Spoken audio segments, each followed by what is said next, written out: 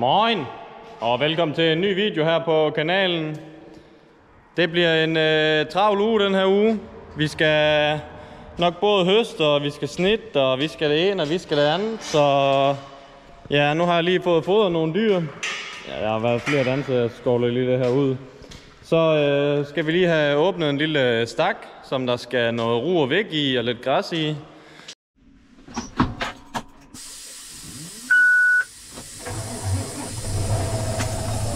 Nå, det blev jo ikke lige noget med det raps der. Vi fik lige taget en lille vandprøve, og det endte på 13,8% vand, og det uden det er... Ja, det var ikke lige renset op, men det er sgu for meget, så vi venter lige 1-2 dage nu her. Det er mandag i dag, og så det skulle gerne være godt vejr helt ind til onsdag, måske endda torsdag. Så der håber vi lidt, at vi kan tage det der. Men nu må vi lige se, det skulle gerne i hvert fald lidt på 10, og også gerne 9% egentlig. Så nu kører vi ud og snitter direkte lige efter vi har været ude og prøve det med majtasker. Vi skal både have snit ro og vægge, vi skal have snit græs, og vi skal have snit helse de næste, i dag, i morgen og i overmorgen, tror jeg. Så nu kører jeg i hvert fald lige derude. De skulle gerne være derude klokken 12:30, klar til at snitte, så nu kører jeg lige ud med den morgen her. Så tænker jeg bare, at vi ses derude. Så er vi kommet i gang med at snitte nu her. Min far har lige fået det første last. Nu kører de ned med Mads Ferguson, og der bliver snit. Så jeg tænker i dag, der får vi taget den her mark. Nu er jeg selvfølgelig kommet lidt for langt. Så ligger der en mark på den anden side af åen hernede. Og så tager vi også nogle forår af noget helse, så vi er klar til at snitte helse. Så skal vi ikke til at åbne op med helseskærbord. Så det er i hvert fald planen lige foreløbig, og måske også der er en mark på 18 hektar græs. Jeg ved ikke om den er blevet skovlagt, så tager vi måske også den, hvis det kan være i siloen. Men det må vi se, når vi kommer til det.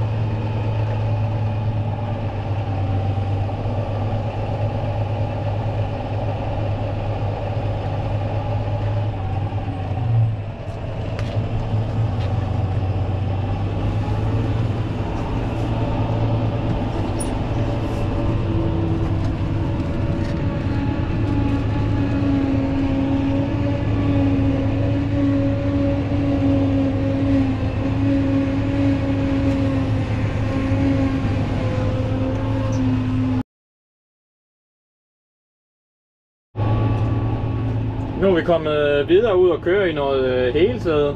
Det er havre og byg, og så med kløvergræs udlæg. Nu tager vi taget, når der blev skovlagt 2 gange i forvejen, så det passer med 1 gang, der lige kunne blive revnen. Fordi så er de marker nemlig åbnet op til, når vi skal snit helse, så skal vi ikke bøvle med det helseskærbord. Så det er jo sådan set fint nok. Der har lige været 4 marker her, helt op af det, hvor vi har kørt på det ro og vægge der. Så nu tager vi lige dem, og det kommer i samme stak. Der er lige den her, og så er der en foran mere, og så skal vi køre i noget græs igen.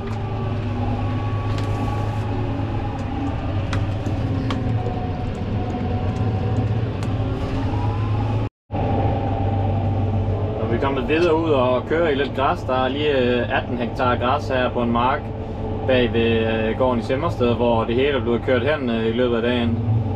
Så når vi er færdige på den her mark, så holder vi sådan set op for i dag og starter igen i morgen tidlig. Der er lige nogle hektar endnu, vi er nærmest kun lige blevet færdige med foråret. Så er det slut for i dag. Nu er klokken blevet 10:30, jeg er på vej hjem nu her. Så fik vi taget ro og vægge og nogle forøjer på noget helsæde, og så lige 18 hektar græs. Så står den på lige på den anden side af 100 hektar græs i morgen. Og så skal der tages noget helsæde, som jeg ikke er sikker på, om vi starter på i morgen, eller om det bliver onsdag først. Det er heller ikke sikkert, at jeg overhovedet er der, for jeg tror, vi begynder at høste raps i morgen eftermiddag. Morgen igen. Så jeg lige kørt igen nu her til anden dagen, at vi skal snitte. Vi starter ud på den mark, som vi kalder Gitaren. Jeg ved ikke, om jeg har vist den før på, inde på markkortet af, hvorfor vi kalder den Gitar. Men jeg skal lige vise det igen, når jeg kommer ud på marken. Klokken er 20:07. Jeg skal være derude klokken 7, der starter vi. Vi er nok 2 vogne ude klokken 7, men det gør heller ikke noget. Og så her kan vi lige se vores majs. Det er herinde på den mark, jeg fik pløjet med 728'eren, hvor jeg fik filmet det. Og herovre er der oplevet pløjet med 728'eren. Jeg synes virkelig, vi begynder at komme godt nu her. Der er nogle enkelte, der er begyndt at gå i blomst helt ude ved hegnet. Men ellers ser det faktisk rimeligt ud. De står også bedre end noget af det konventionelle, der er blevet søjet lidt senere. Så det er jo kun godt. I dag der får vi læs af i en markstak, som man kan se her. Selvom vi egentlig ikke er så glade for de markstakker der, men sådan blev det lige.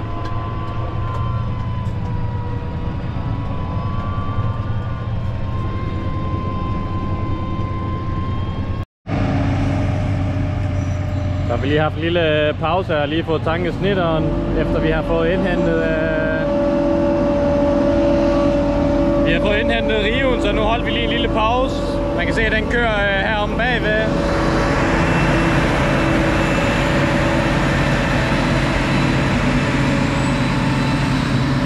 Det er ikke altid, de kan komme lige så hurtigt i gang om morgenen, som vi kan med at snitte, når det er lidt fugtigt om morgenen. Så han har først startet i hvert fald 1,5 time efter vi startet med at snitte i dag. Og så når der ikke er meget på, der er sat væk meget på nogle af de marker her. Så der får man sgu hurtigt indhente den rive der. Lige her der er let over, men det er ikke alle steder. Sådan her er det nogle steder. Det er måske svært at se.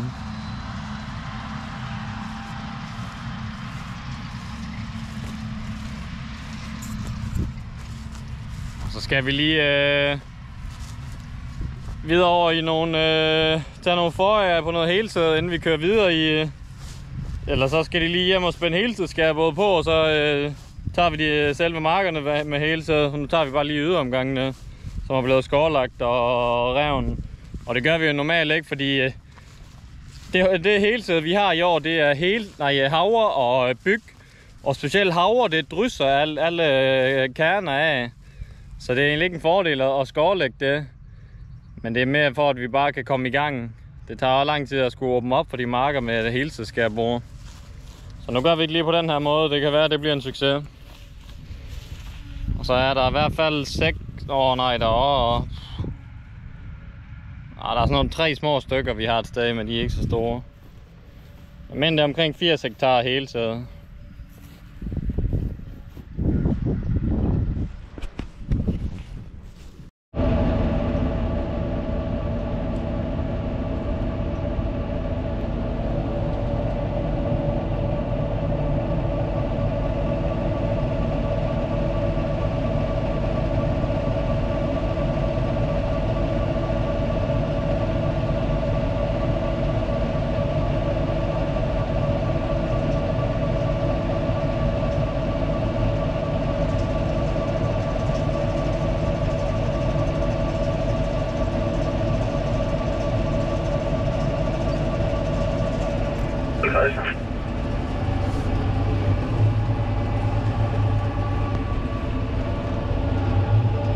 Ja.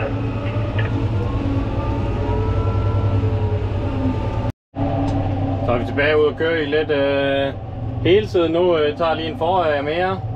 Altså, vi tager faktisk 7-8 forår nu her, men altså nu er vi i hvert fald lige kommet hen til den første. Nu er vi færdige med alt græs. Vi skulle have, det har været lige omkring 100 hektar i der græs. Og ja, så er der små 75 hektar hele tiden, der venter endnu.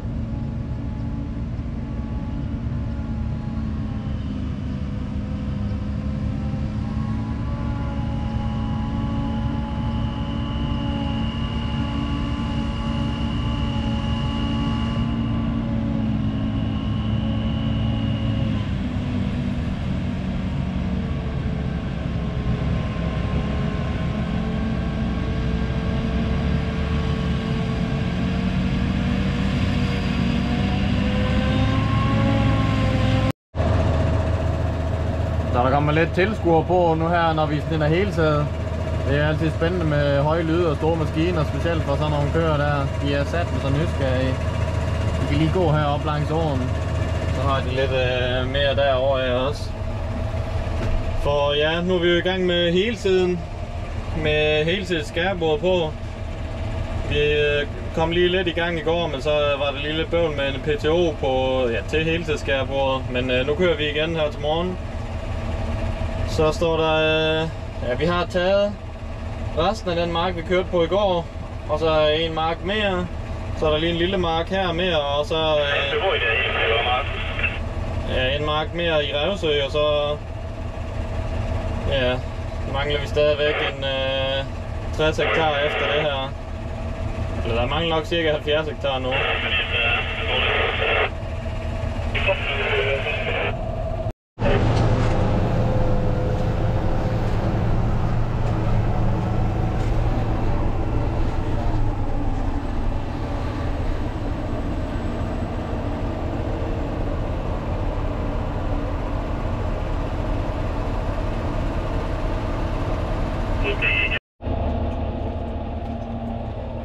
Nu er vi i hvert fald snart ved at være færdige. Vi får lige kørt på den sidste mark over 5 hektar, som er ja, små 6 hektar. Så den er vi snart færdige med. Så skal vi kun lige have 3 meget små stykker på mellem 2,5 og 1 hektar. Og så er vi sådan set færdige med at snitte hele tiden for den her gang. Det tog lige lidt længere tid end forventet, men sådan er det jo nogle gange. Det ser jeg meget tilbage til. Ja, farvel. Ja, så kører der.